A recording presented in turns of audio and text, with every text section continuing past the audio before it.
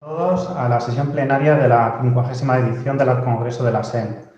Esta sesión plenaria se tratará de COVID-19. Son 3 presentaciones que durarán 15 minutos. Empezará el doctor Ortiz hablando de la fisiopatología del fracaso renal agudo. Siguiente será la doctora Salgueira hablando del registro de la SEN de fracaso renal agudo en COVID. Y finalizará la sesión el doctor Sánchez Álvarez hablando sobre el registro de COVID-19 en enfermos nefrológicos. Os animo que al final de la sesión habrá un tiempo de 15 minutos en el que podréis preguntar lo que queráis. Podéis ir mandando las preguntas conforme van transcurriendo todos los vídeos y finalmente los moderadores, que son el doctor Moreso y yo, leeremos estas preguntas a los ponentes que se conectarán en directo al final de las tres presentaciones. Y sin más demora, empezamos con la primera presentación del doctor Ortiz. Buenos días. El tema de hoy es la fisiopatología del daño renal en la COVID-19. Y de esto hay muy poco que sabemos, pero hay cosas que sospechamos. Sospechamos que el virus entre dentro de las células y se replique dentro de ellas produce lesión tisular, entre ellas, entre otras, por ejemplo, fracaso renal agudo, y que eso puede conducir a la muerte. Que el proceso se puede ver agravado por la respuesta inmune frente al virus, mediante una hiperinflamación sistémica, que además el hecho de que haya lesión tisular pues puede producir inestabilidad hemodinámica, hipotensión, si es el pulmón, hipoxia, y que eso a su vez puede contribuir a más lesión tisular, hipoxia e hipotensión pueden producir fracaso renal agudo, y que además se han utilizado y se están utilizando algunos fármacos potencialmente nefrotóxicos que también podrían contribuir a la lesión renal. Entonces, dentro del marco conceptual de COVID-19 y enfermedad renal crónica, nos vamos a centrar hoy aquí, o sea, en gente que tiene función renal normal o que tiene ligero descenso de la función renal previa, enfermedad renal crónica previa, y que desarrollan en el contexto de la infección por el SARS-CoV-2 un daño renal. Y se han descrito varias formas, se han descrito un daño microvascular, afectación endotelial, una lesión glomerular con proteinuria que puede ser nefrótica, una tubulopatía proximal con síndrome de Fanconi y un fracaso renal agudo que puede evolucionar a enfermedad renal aguda, o sea, cuando se prolonga más allá de 7-14 días y todavía no sabemos si enfermedad renal crónica porque no ha habido tiempo suficiente. Lo primero que hay que comentar con respecto a SARS-CoV-2 y enfermedad renal es el asunto del bloqueo del sistema renina-angiotensina. En algún momento, y luego ha sido desmentido, se planteó que podría ser perjudicial porque en modelos animales y hay algún estudio humano donde podría aumentar ECA2.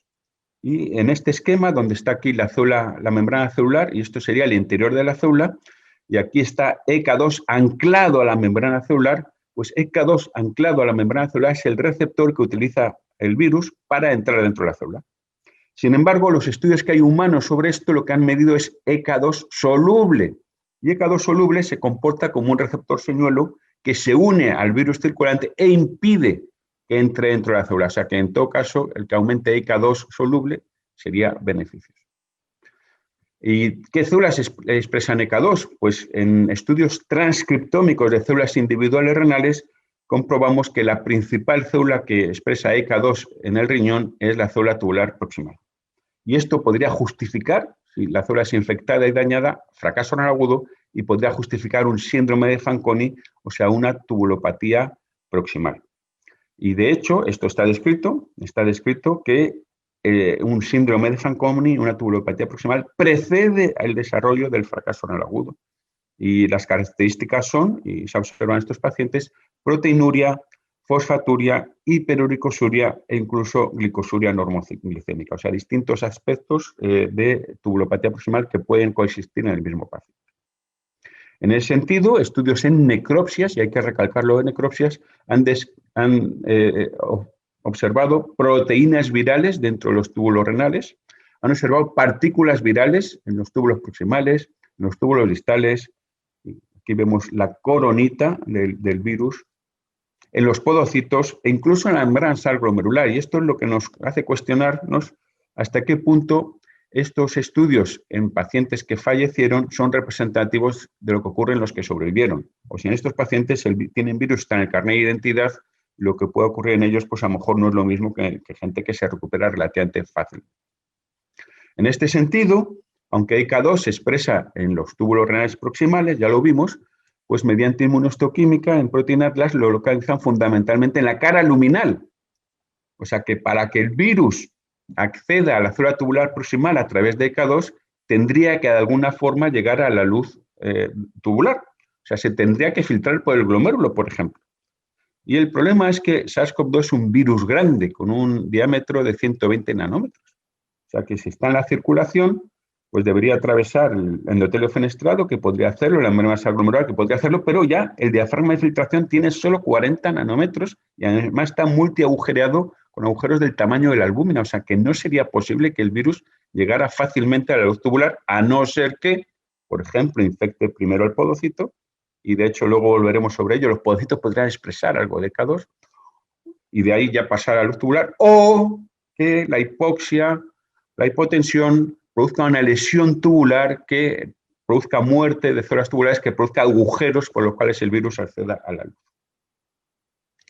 Y de hecho, pues hay evidencia histológica en necropsias de nuevo de lesión tubular proximal, pérdida del borde del cepillo, vacuolización, de célula de lesión glomerular, una lesión microvascular, trombos intraglomerulares, por ejemplo, lesión isquémica glomerular de microtrombosis o macrotrombosis a otros niveles. O sea que sí que hay lesión de células renales que podría ser isquémica, que podría ser por microtrombosis o podría ser por hipoperfusión o hipoxia.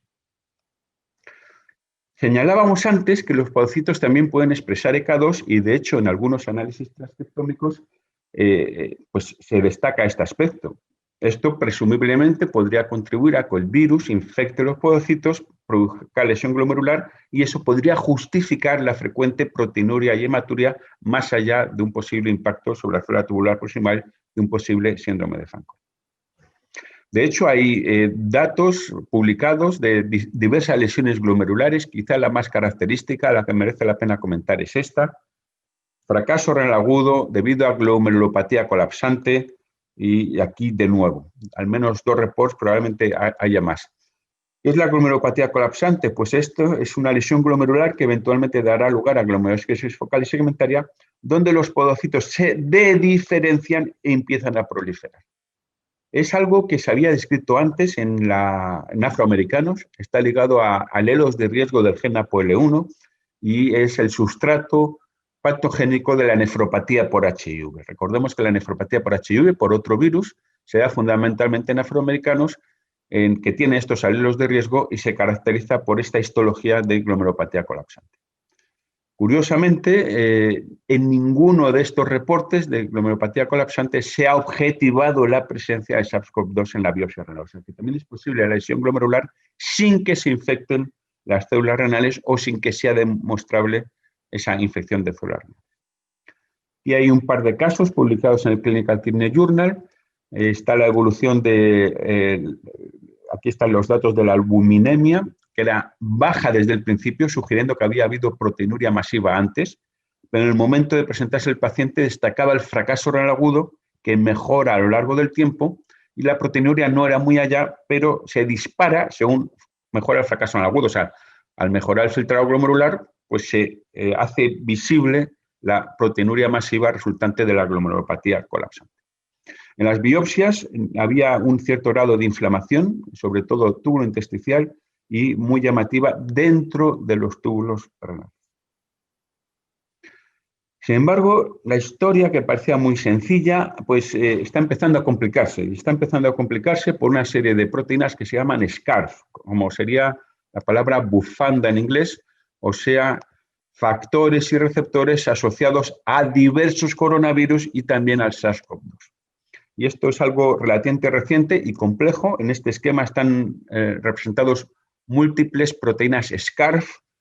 Algunas tienen que ver con el SARS-CoV-2 y otras no, por lo menos hasta los conocimientos actuales. Por ejemplo, está ECA2, pero también está Vasignin, que es otro receptor por el cual SARS-CoV-2 puede entrar dentro de la célula.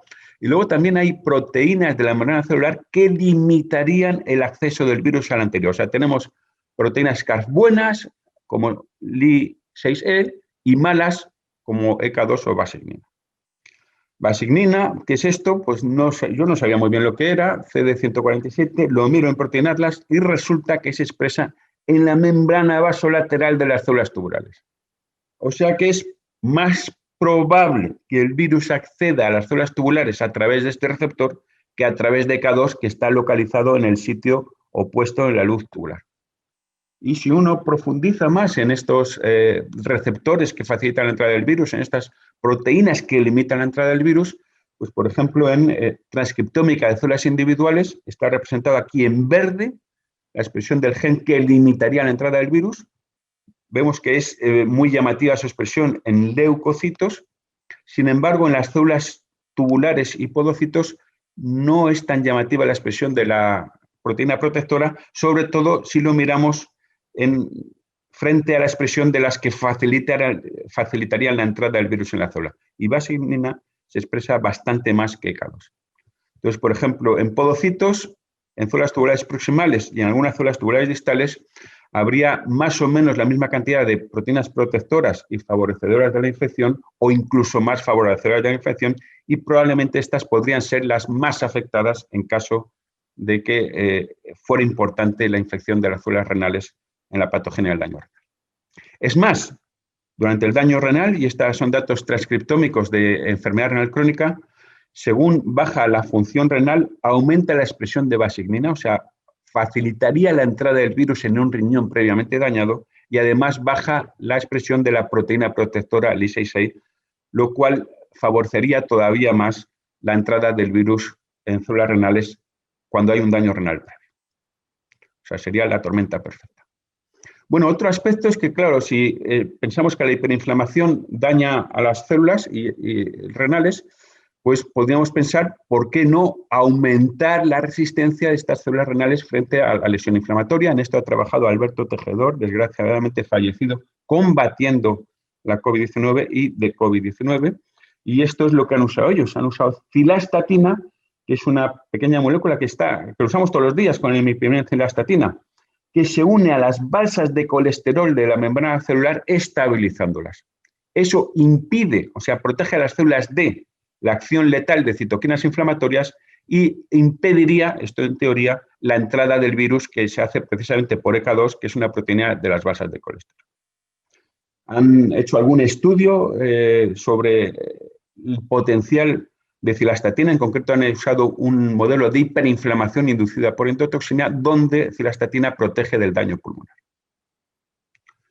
Otro aspecto sería la activación de las cascadas de coagulación del complemento por la lesión endotelial.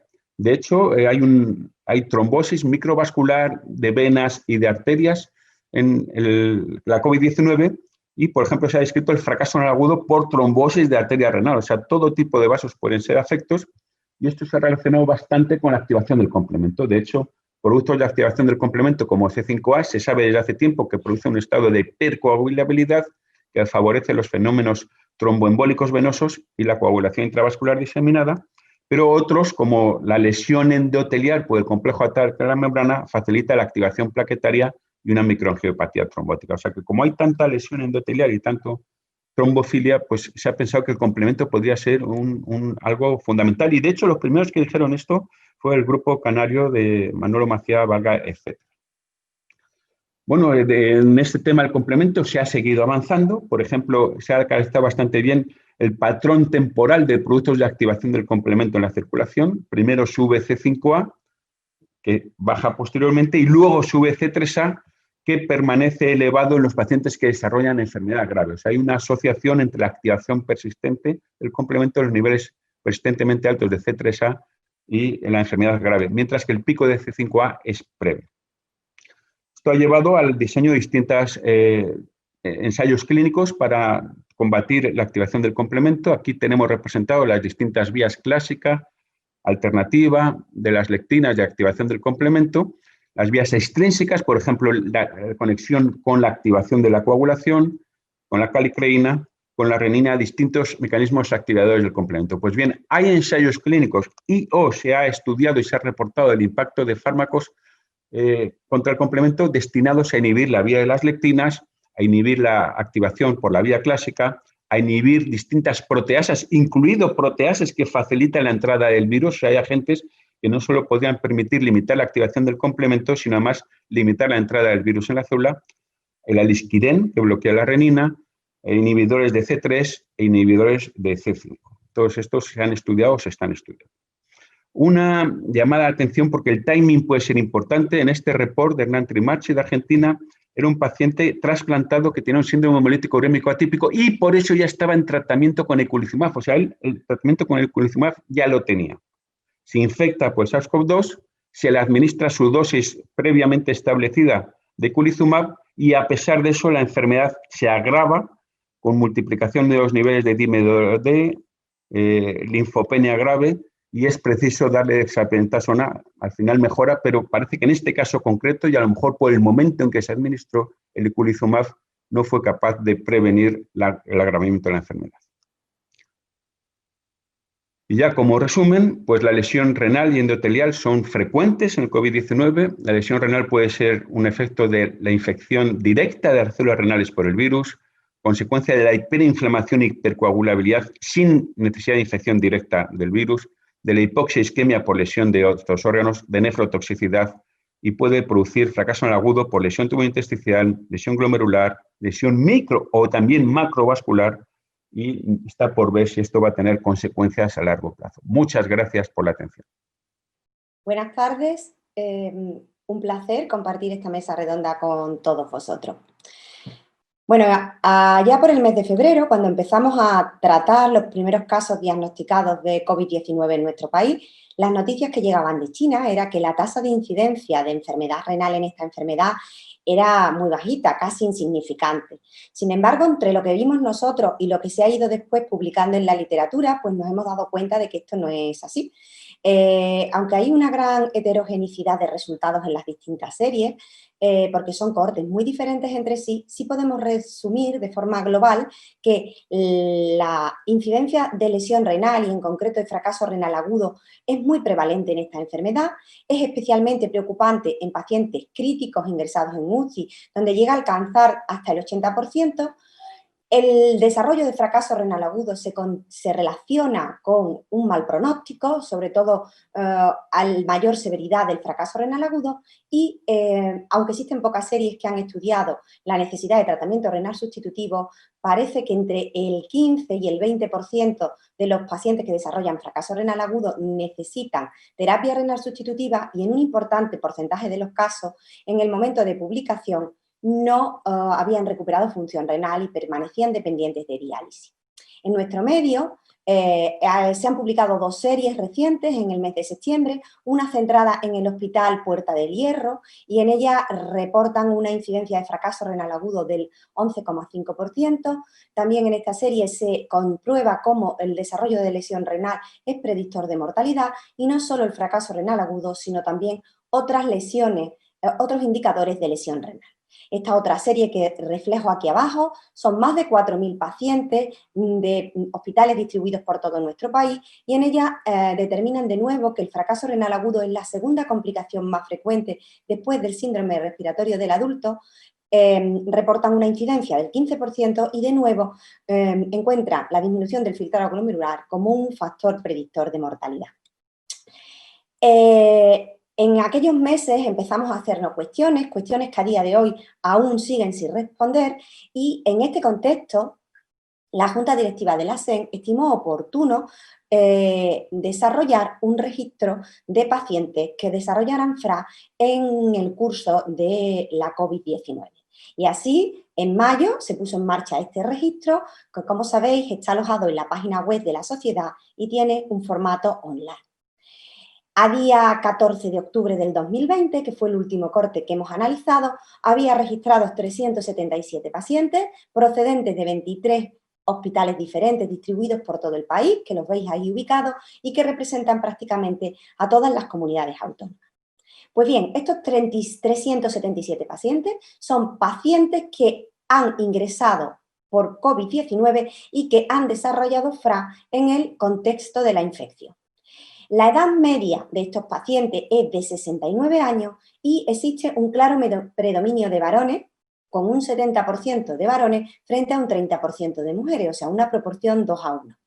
Estos pacientes que desarrollan FRA durante la infección son en su mayoría hipertensos, el 70%, un 36% diabéticos y aproximadamente un 30% presentaban antecedentes de enfermedad cardiovascular y antecedentes de enfermedad renal crónica.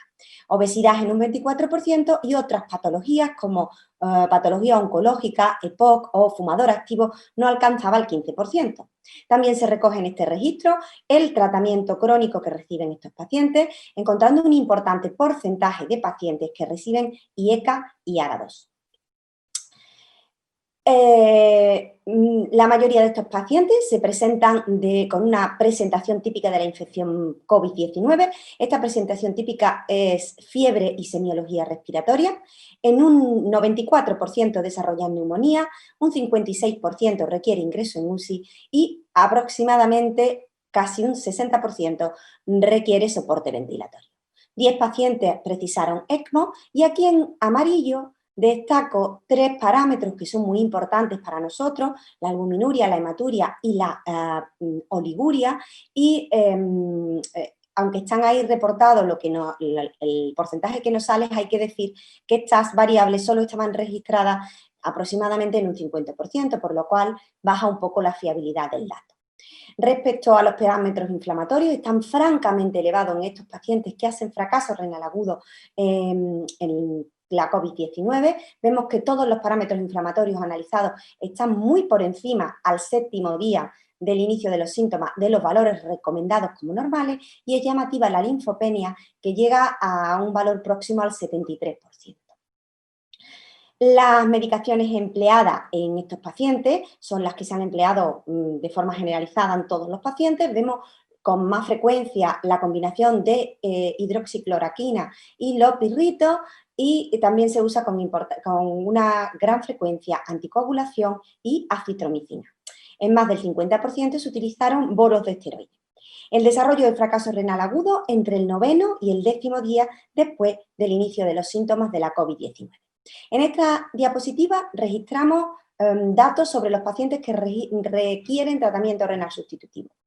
Fueron 175 pacientes de esta cohorte que tenemos registrada.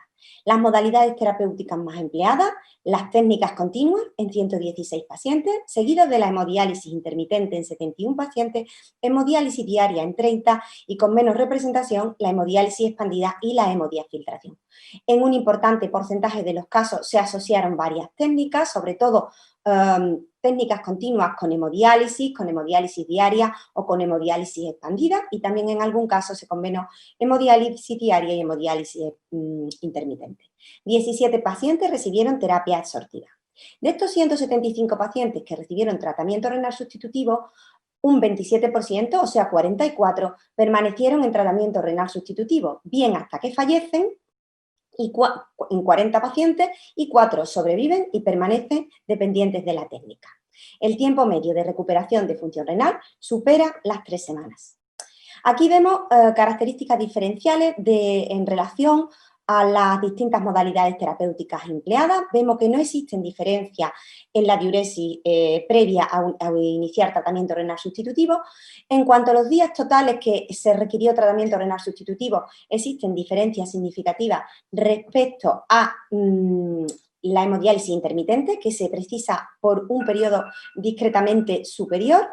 El tiempo de recuperación de función renal es similar en todas las modalidades terapéuticas, igual que tampoco encontramos diferencia en cuanto a los resultados finales de cuántos pacientes permanecen en tratamiento renal sustitutivo o cuántos pacientes fallecen. Respecto a los pacientes que reciben terapia absortiva, fueron 17, 16 la combinaron con técnicas continuas y 1 no precisó tratamiento renal sustitutivo, solamente terapia absortiva. Una media de tratamiento durante 2 semanas, y un importante porcentaje de estos pacientes permanece en tratamiento renal sustitutivo y también fallecen. Decir que cuando hemos analizado los parámetros inflamatorios estaban francamente más elevados en esta población que en el resto.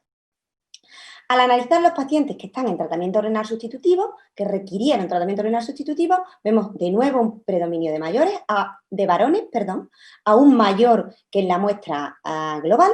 Y un dato que nos llama la atención, una serie de datos, es, en primer lugar, la edad.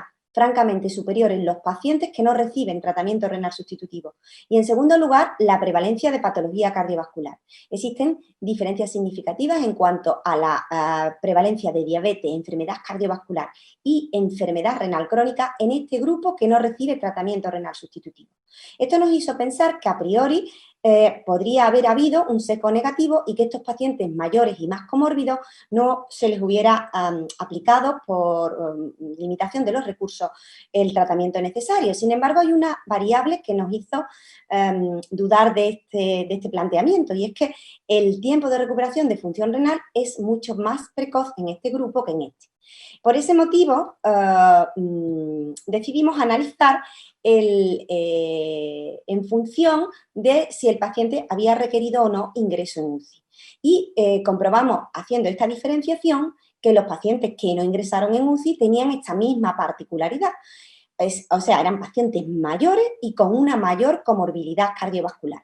Sin embargo, los pacientes que requerían UCI tenían de diferencia respecto a los otros que desarrollaban casi en la totalidad de los casos neumonía, precisaban prácticamente todos soporte ventilatorio y un importante porcentaje, como digo, se somete a tratamiento renal sustitutivo. Los parámetros inflamatorios en estos pacientes que requieren UCI mucho más elevados. Por tanto, parece que a priori estos pacientes que requieren UCI son más jóvenes, tienen menos comorbilidad de base, pero tienen una severidad mayor de la COVID-19. Un dato también que llama la atención es que estos pacientes que no requieren UCI tienen una mayor proporción de presentación atípica, aunque no está registrada la forma de presentación, pero asumimos que debe ser una presentación digestiva o tromboembólica, que como sabemos son las más frecuentes.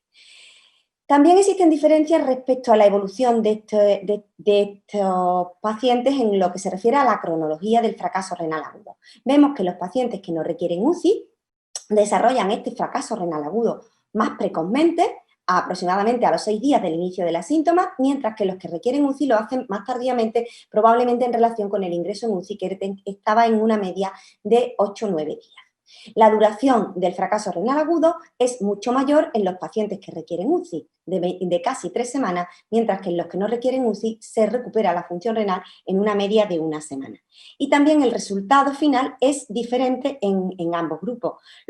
Si nos vamos aquí abajo, los pacientes que requieren UCI fallecen más de manera significativa, y también que permanecen en tratamiento renal sustitutivo en mayor proporción, casi un 21%, mientras que los que no requieren UCI, tan solo el 2,6% permanece en tratamiento renal sustitutivo. Esto es fundamental referirlo a la prevalencia de enfermedad renal que teníamos al inicio de los síntomas, porque vemos que en este grupo que no permanece en tratamiento renal sustitutivo, la prevalencia era de un 44% de enfermedad renal crónica, mientras que en el grupo que está en la UCI, en más del 80% de los casos, partían de función renal normal. Por tanto, podríamos decir que estamos describiendo dos patrones de fracaso renal agudo diferentes, uno que aparece en personas mayores con una mayor carga de comorbilidad cardiovascular, que aparece más precozmente en el tiempo y que tiene una mayor recuperación de función renal. Mientras que en el otro extremo se describe un fracaso renal agudo que aparece en sujetos más jóvenes con menor carga de morbilidad cardiovascular, pero en los que hay una mayor gravedad de la COVID-19. Estos desarrollan un fracaso renal agudo más tórpido, con una menor tasa de recuperación y con una mayor mortalidad. Finalmente, hicimos un análisis en esta cohorte con fracaso renal agudo, cuáles eran los factores que estaban influyendo en la supervivencia, y hemos identificado que la edad aumenta el riesgo de mortalidad, así como la enfermedad renal crónica de base, que duplica el riesgo de mortalidad, la patología oncológica o la necesidad de ingreso en UCI. Y un dato que nos ha llamado la atención es que el tratamiento crónico con ARA2 se comporta como un factor protector. Por tanto, y a modo de resumen, decir que los pacientes que han desarrollado fracaso renal agudo en nuestro país son en su mayoría hombres, con una elevada prevalencia de patología cardiovascular, que asociaron neumonía e hiperinflamación casi en la totalidad de los casos, y que en más de la mitad de los casos requirieron ingreso en UCI y soporte ventilatorio. Lamentablemente, nos faltan datos para poder valorar otros parámetros de lesión renal. Casi la mitad de los casos requirió tratamiento renal sustitutivo, utilizándose en la mayoría de los casos las terapias continuas y la hemodiálisis intermitente, y no hemos encontrado diferencia en cuanto a los resultados entre las distintas modalidades, si bien la N, como hemos visto en algunas modalidades, es muy pequeña. Hemos diferenciado, al analizar los datos, dos patrones diferentes de fracaso renal agudo en estos pacientes.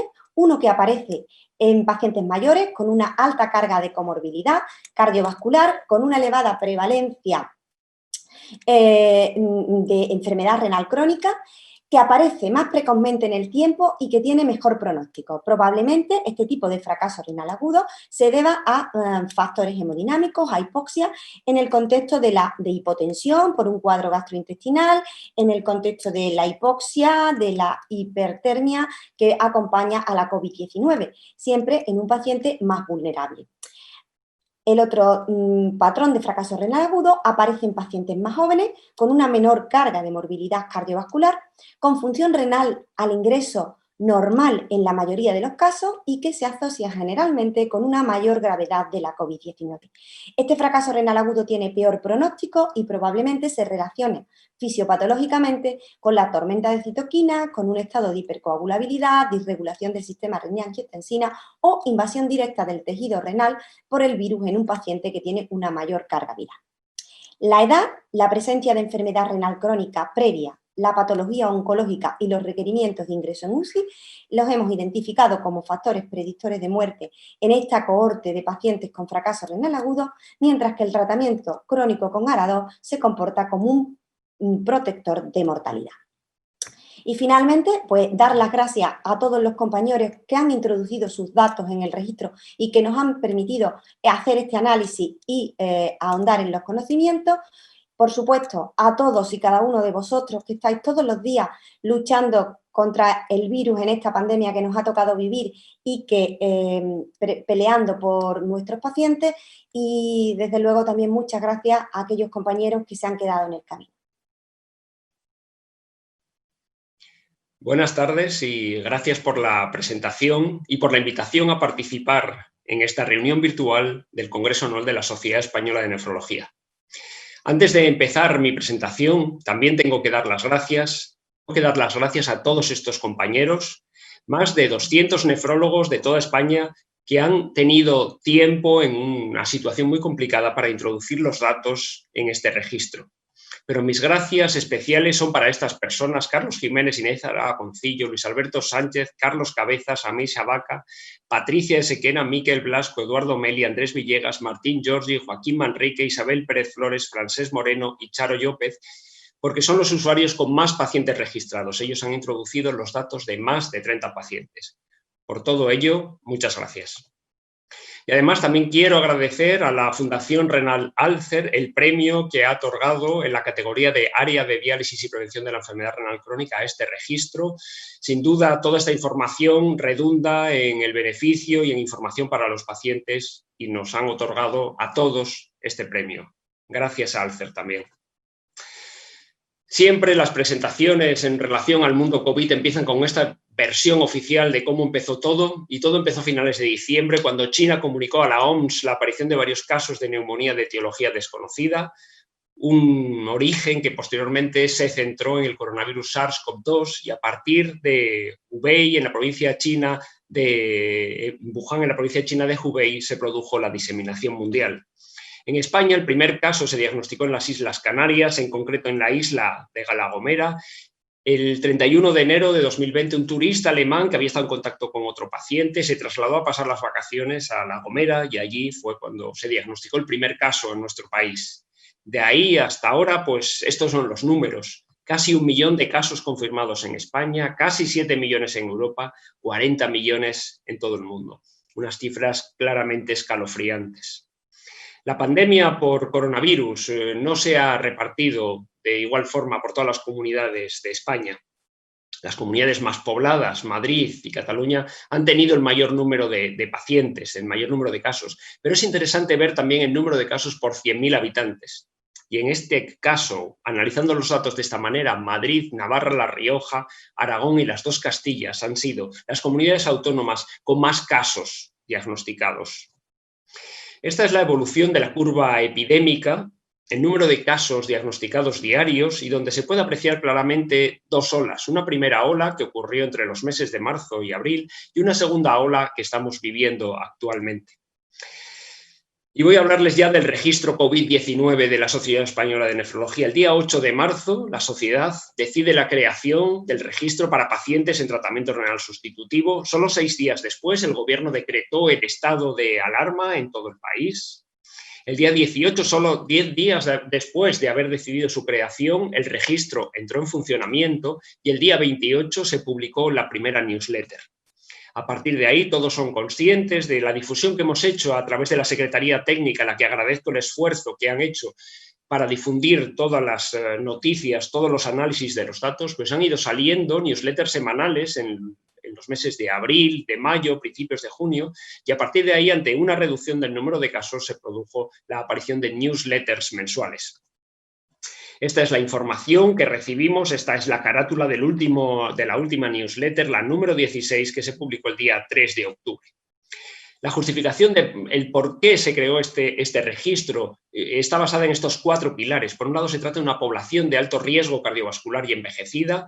Muchos de los pacientes, los que están en hemodiálisis en hospitales y centros, tienen imposibilidad de realizar el confinamiento, muchos de ellos inmunodeprimidos, especialmente los pacientes trasplantados, y además queríamos ver qué papel, qué eficacia estaban teniendo las medidas preventivas que habíamos implantado.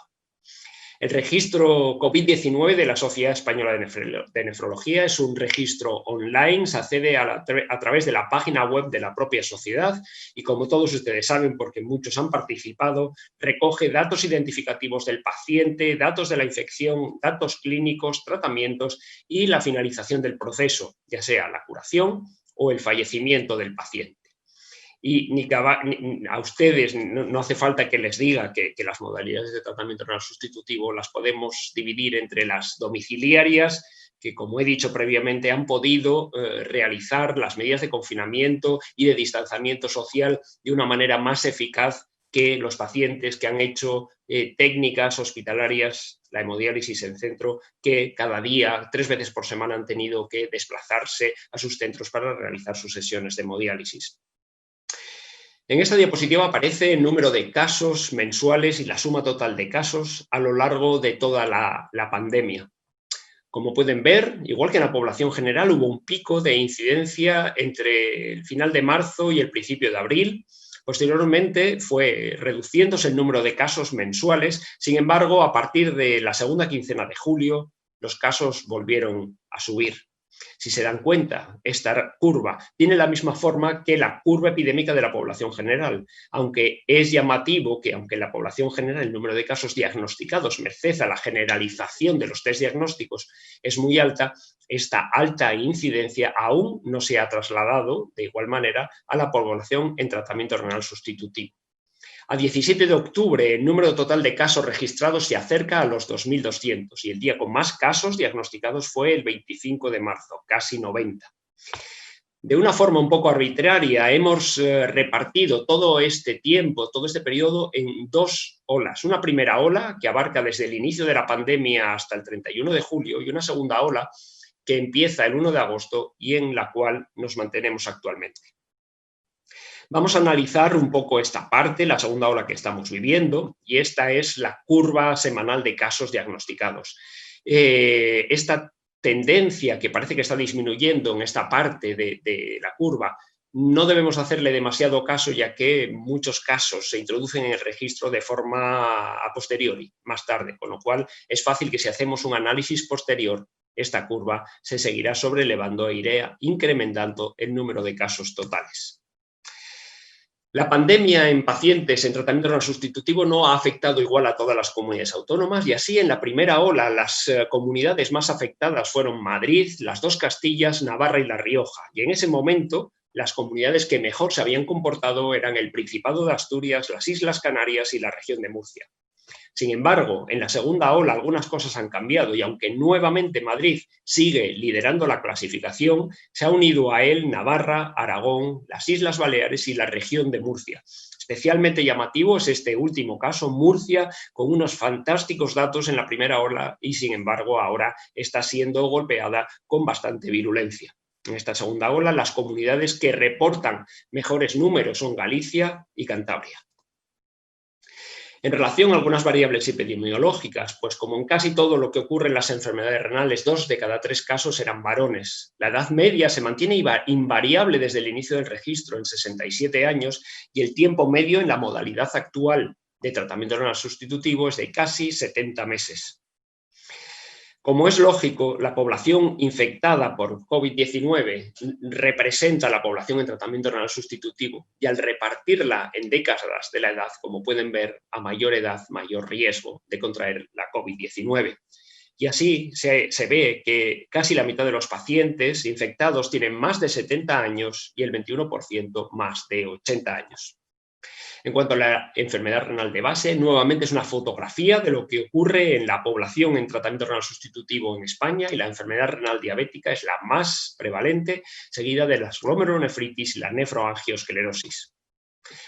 Estas imágenes para mí me parecen de lo más elocuentes y es la distribución de los pacientes en función de la modalidad de tratamiento renal sustitutivo. Y así se puede apreciar que casi 2 de cada 3 pacientes contagiados están en hemodiálisis, 1/3 son trasplantados y unas cantidades mucho menores están en diálisis peritoneal o en hemodiálisis domiciliaria, donde solo 6 pacientes hasta ahora se han contagiado de la COVID-19.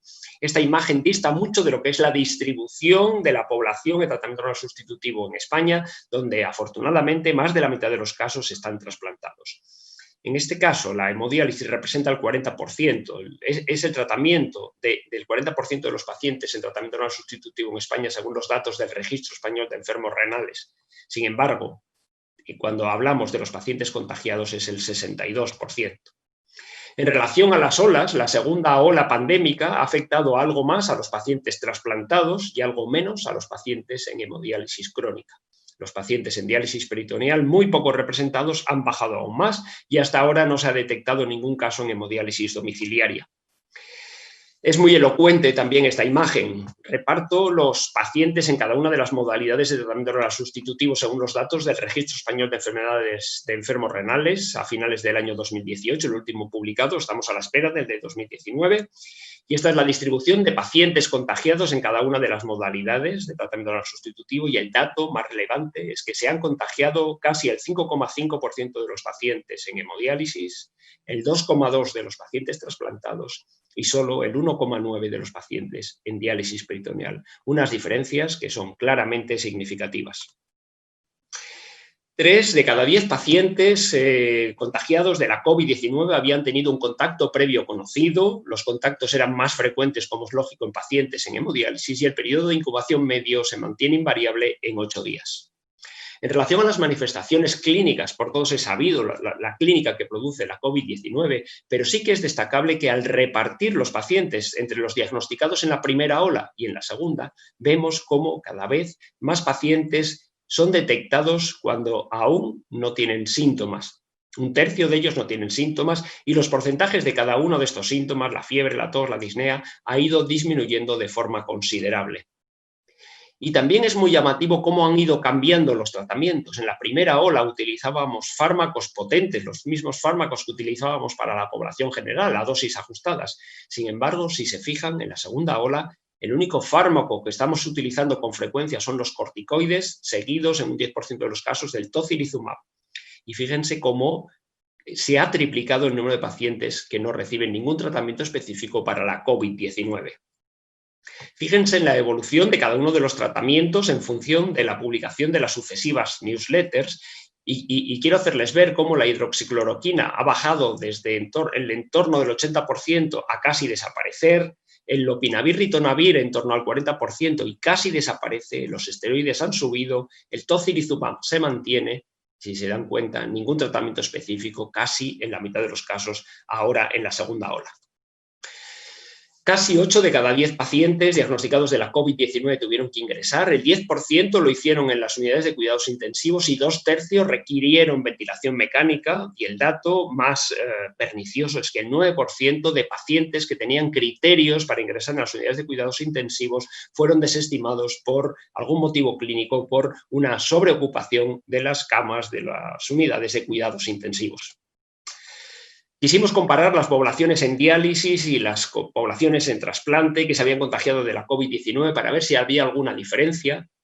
Y las diferencias residen especialmente en la edad. Los pacientes trasplantados son más jóvenes, con más frecuencia desarrollan neumonía, ingresan en la UBI. Hay pequeñas diferencias en cuanto a los tratamientos específicos utilizados. Como les digo, estos son resquicios de la primera ola. Más frecuentemente reciben inhibidores del sistema renina-angiotensina-aldosterona. Fallecen menos, curan más y tienen menos días o necesitan menos días para curarse. También quisimos diferenciar los pacientes que están en hemodiálisis frente a los de diálisis peritoneal y en este caso pudimos ver cómo los pacientes en DP desarrollan neumonía más frecuentemente, ingresan más, aunque ninguna lo hizo en la UBI, reciben más inhibidores del sistema renina-angiotensina-aldosterona, el tiempo hasta la curación es más corto y en relación al fallecimiento, en algunos momentos de los análisis sí que sería significativo, en este momento ha perdido la significación, aunque se acerca.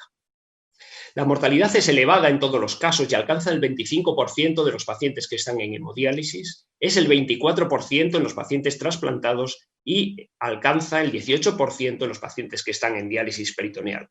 Como es lógico, a mayor edad, mayor riesgo de fallecer. Si comparamos los pacientes fallecidos con los curados, los pacientes fallecidos tenían más edad, eran más frecuentemente varones, eran más frecuentemente diabéticos, desarrollaron neumonía más frecuentemente y, si se dan cuenta, recibieron menos frecuentemente inhibidores del sistema renina-angiotensina-aldosterona. Tratamos de analizar cuáles eran los factores asociados a mortalidad y aquí dividimos los pacientes trasplantados de los que estaban en diálisis.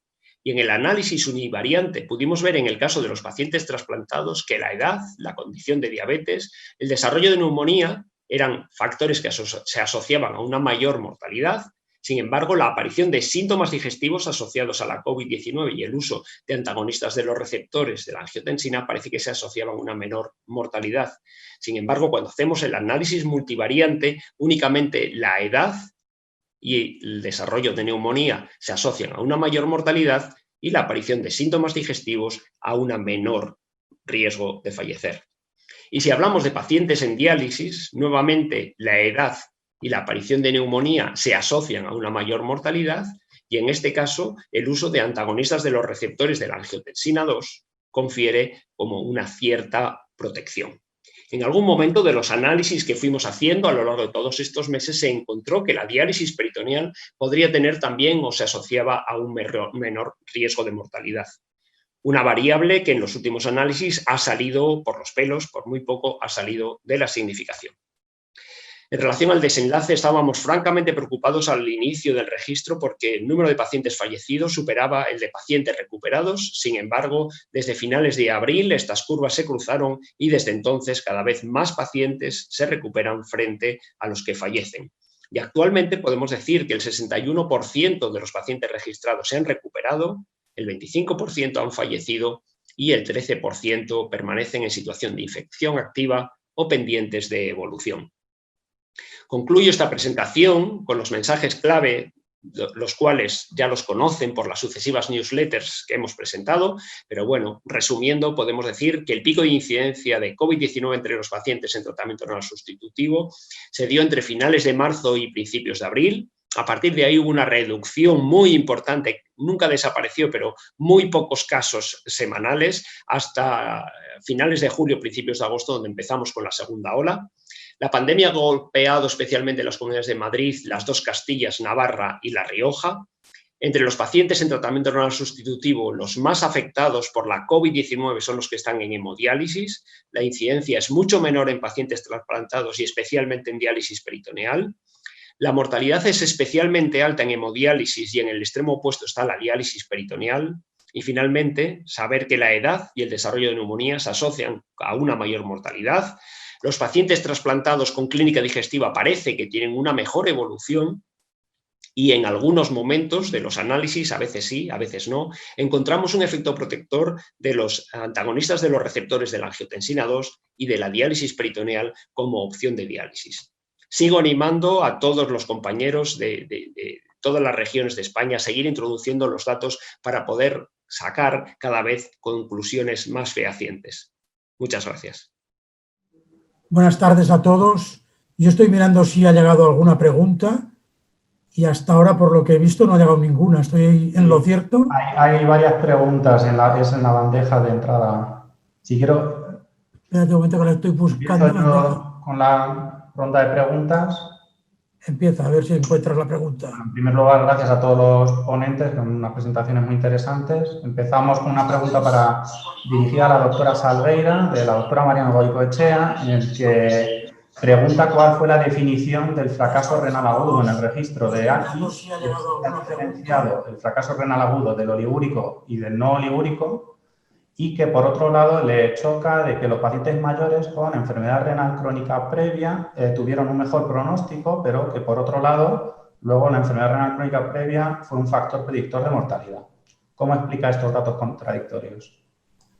Pues muchas gracias por la pregunta, y en primer lugar decir que no se hizo una definición específica a la hora de introducir los datos en el registro, sino que fue una definición clínica, ¿no? De fracaso renal agudo según la práctica habitual. Por supuesto, supongo que todos utilizamos la definición de KDIGO, pero no se recogió en el registro, en el diseño inicial del registro, una definición específica, ni se recogieron los estadios de gravedad de KDIGO, ni se recogió una creatinina previa y una creatinina pico, que hubiera sido lo interesante, y una creatinina después al alta, ¿no? Esos datos faltan, evidentemente. Nos hemos ido dando cuenta cuando se ha desarrollado el análisis, pues que faltaban datos, ¿no? Eso nos ha hecho, aprovecho también para decirlo, replantearnos, ampliar este registro y tomar datos, digamos, de más calidad. Inicialmente se plantea como una manera de registrar rápidamente, no de hacer un estudio científico al respecto. Entonces, a día de hoy, aprovecho, como digo, para comentar que vamos a hacer una ampliación de la recogida de datos, en la cual los datos que ya están recogidos nos sirven, pero se ampliará con otras variables, y podremos tener todo este tipo de variables más específicas y hacer un análisis más exacto. Desde aquí, pues animo a todos aquellos que hayáis participado en el registro y aquellos que todavía no lo hayáis hecho a introducir los datos en este segundo registro un poquito más ampliado, con unos datos más científicos, digamos, y más orientados. Y luego la pregunta que nos hace respecto a la evolución del fracaso renal agudo en esa población más frágil, pues realmente es algo que nos ha sorprendido a todos.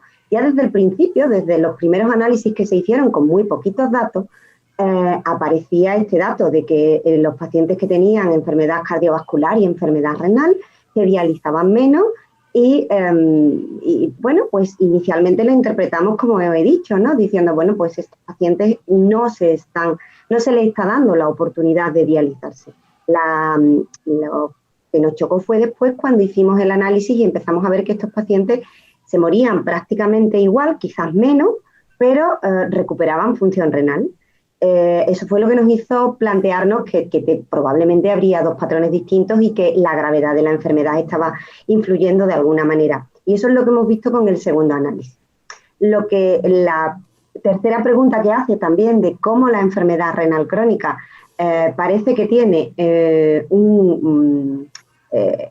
dentro del resto de comorbilidades, es un factor de, digamos, vulnerabilidad de estos pacientes, que evidentemente son más susceptibles a un fracaso renal agudo, quizás por hipoxia, por una baja perfusión renal en el contexto después de la hipotermia, de la hipotensión, de la disnea que se produce en los pacientes COVID, pero que sea un fracaso renal agudo, digamos, más liviano, más recuperable con las medidas de soporte adecuadas.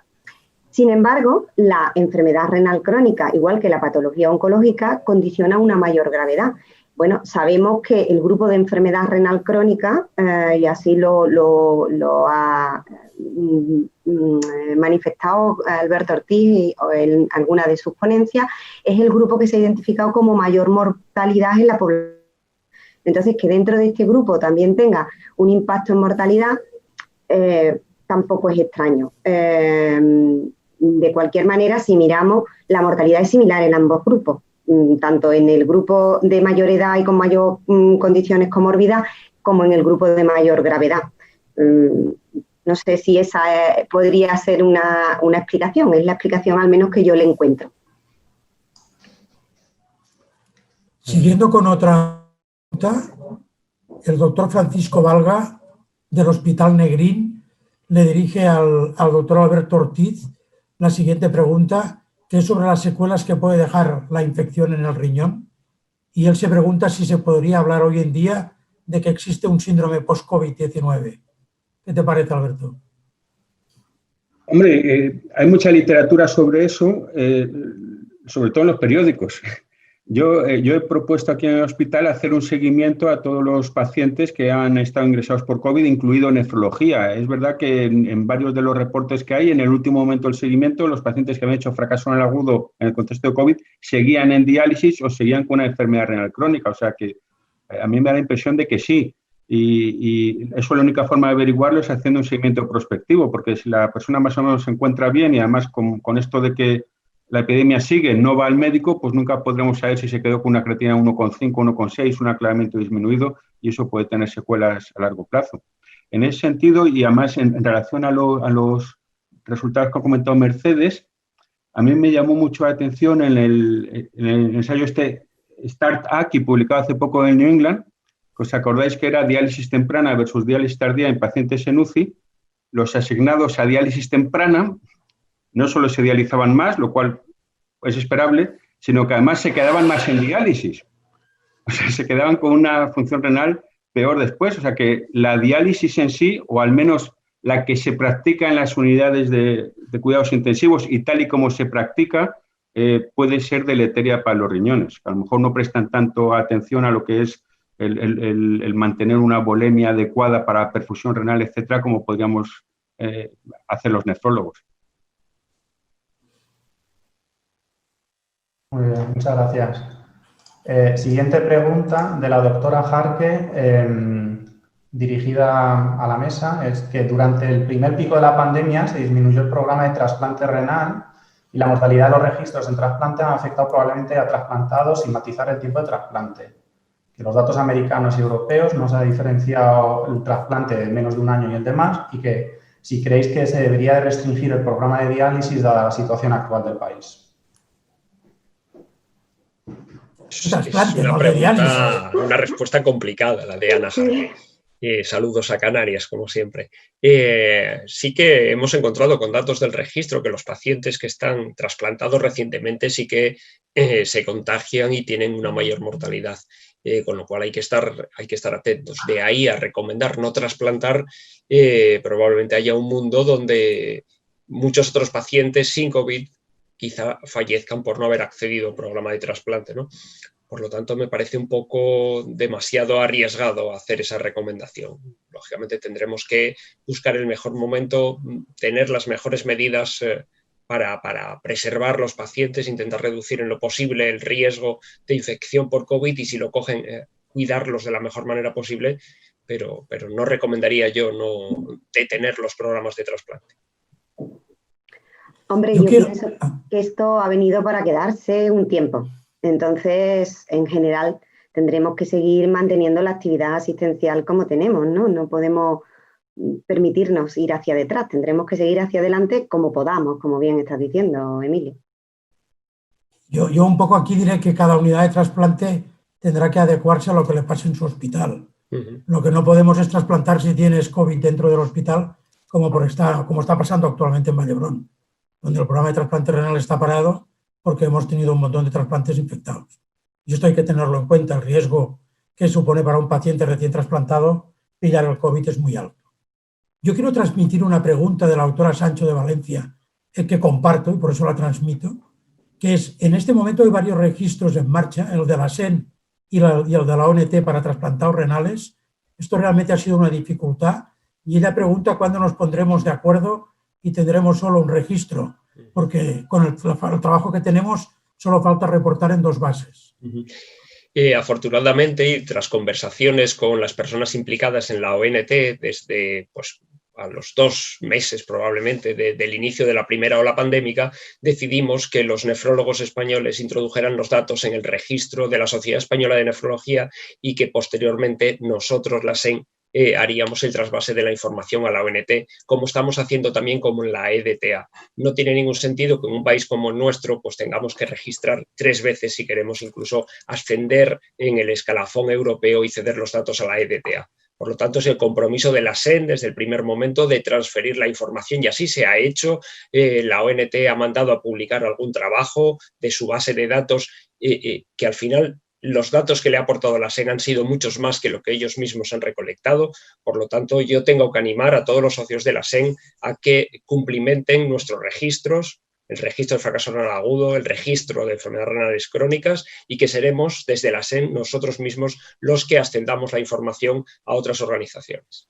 Yo aquí, siguiendo un poco con la pregunta de Asuns, discrepo, porque en el papel que ha salido publicado en el American Journal of Transplantation, los pacientes que reportó la SEN y no tenía la ONT, se cuenta que existen para la incidencia, pero no se pueden analizar porque las variables que tiene la SEN son muy inferiores a las que tiene la ONT. Y esto es un problema y yo creo que tiene que haber un solo registro de trasplante, no puede haber 2.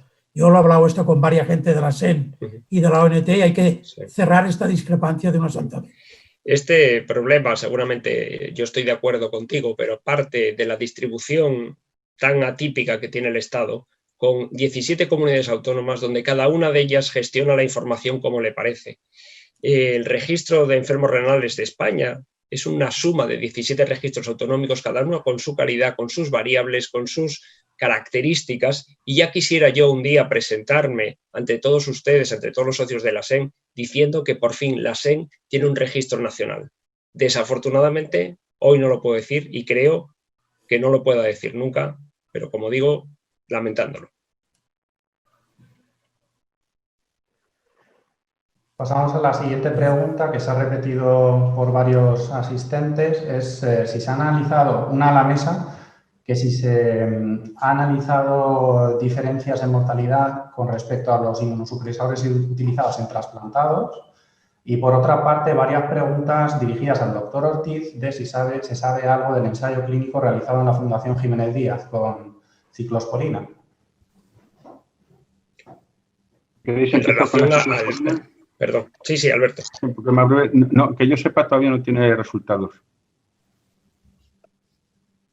Y en cuanto a los inmunosupresores, sí que hay pequeñas diferencias, se está trabajando en ello, pero todavía no tengo yo más información al respecto. En el registro de fracaso renal agudo se recogía también medicación previa de los pacientes y había un pequeño porcentaje de pacientes que estaban con inmunosupresores. En lo que hemos podido analizar no ha tenido ningún tipo de impacto el hecho de que los pacientes estuvieran con inmunosupresores previos sobre ninguna de las variables. Muchas gracias. También dirigida al doctor Ortiz, ¿cuál crees que sería la estrategia más adecuada con los datos disponibles para conseguir una protección global renal de estos pacientes? ¿Se plantea fármacos antritombróticos, protección tubular o podocitaria con fármacos como la cilastatina?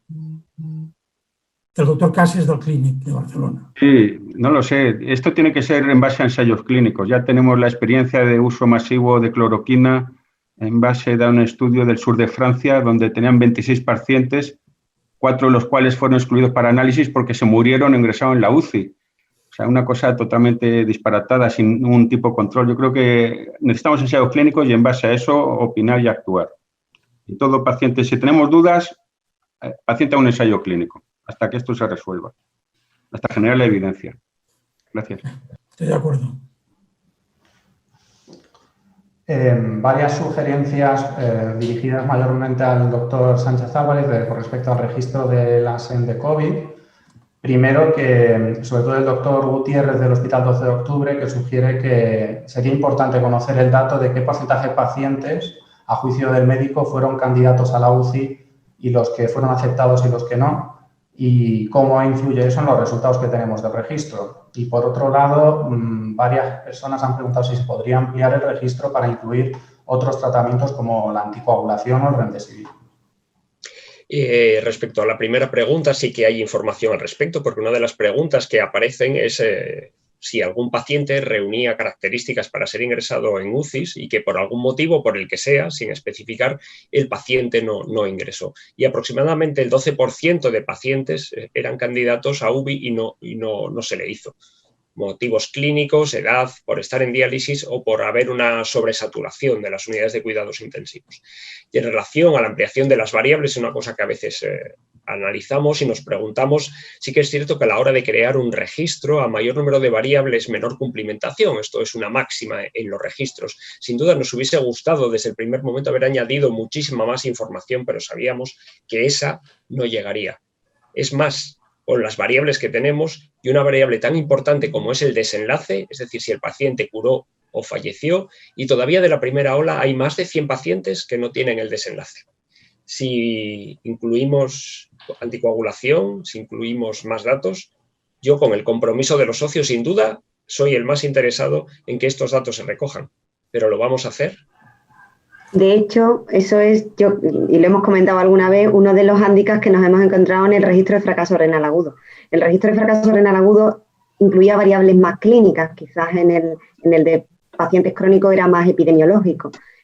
Fue muy dificultoso, mis compañeros de la Junta Directiva que están aquí presentes lo pueden asegurar, elegir las variables, porque lo que buscábamos era eso, que se complementara. Y aún así, es un registro que cuesta cumplimentar y de hecho no ha tenido tanto éxito como el de tratamiento crónico. Cierto, como he comentado antes, que nos faltan variables para poder tener, a poder aseverar cosas y para poder ahondar en los conocimientos. De ahí que estemos planteándonos ampliar la recogida de datos, con la dificultad, como está diciendo Emilio, que supone que se registren esos datos y que realmente consigamos tener el efecto deseado, que a veces es contraproducente incluir más variables. Una pregunta otra vez para el doctor Emilio Sánchez, de la doctora María Angonquichea. Si habéis analizado mortalidad de primera hora respecto a la segunda, y yo añadiría una pregunta de mi parte, que es que en la segunda ola creo que ves pocos casos, pero probablemente debe haber un problema de late reporting casi seguro. ¿Puedes comentar algo? Sí, estoy de acuerdo en las dos cosas. En relación a la mortalidad, sí que se está viendo que en esta segunda ola la mortalidad es menor. Es menor porque también hay más pacientes asintomáticos. Hay más pacientes que no reciben ningún tratamiento específico. Yo creo que lo que ha cambiado, sobre todo, no es que el virus sea menos virulento, sino que en la primera ola hacíamos PCRs y diagnosticábamos a todos los enfermos, a los que caían enfermos de COVID-19. Ahora se están haciendo muchas pruebas de screening, contactos conocidos, entonces hay muchos más pacientes que simplemente disponemos de ellos una PCR positiva, pero sin haber tenido ni un síntoma, ni haber recibido ni tratamiento, ni ningún ingreso. Y así lo revela la segunda ola. No recuerdo... Respecto al late reporting, que yo creo que sí, es por evidente supuesto, que hay un problema. siempre vamos con retraso, pero sí que quiero alertar que a fecha de hoy, en el mes de octubre, se han reportado ya 500 casos, vamos casi por 2.500 pacientes en el total. En octubre y noviembre superemos el número de pacientes registrados en la primera ola. Y si me permitís, estoy viendo que la secretaría nos está diciendo que debemos de ir cortando, no sé si lo estáis viendo por abajo, por si os parece oportuno. Con esto finalizamos la sesión. Muchas gracias a los ponentes, unas presentaciones muy interesantes y espero que a los asistentes disfrutéis del resto del congreso. Gracias a todos. Muchas gracias a todos. Yo siento que muchas preguntas se han quedado en el tintero por falta de tiempo. Muchas gracias. Buenas tardes. Venga, hasta luego, buenas tardes. Hasta luego.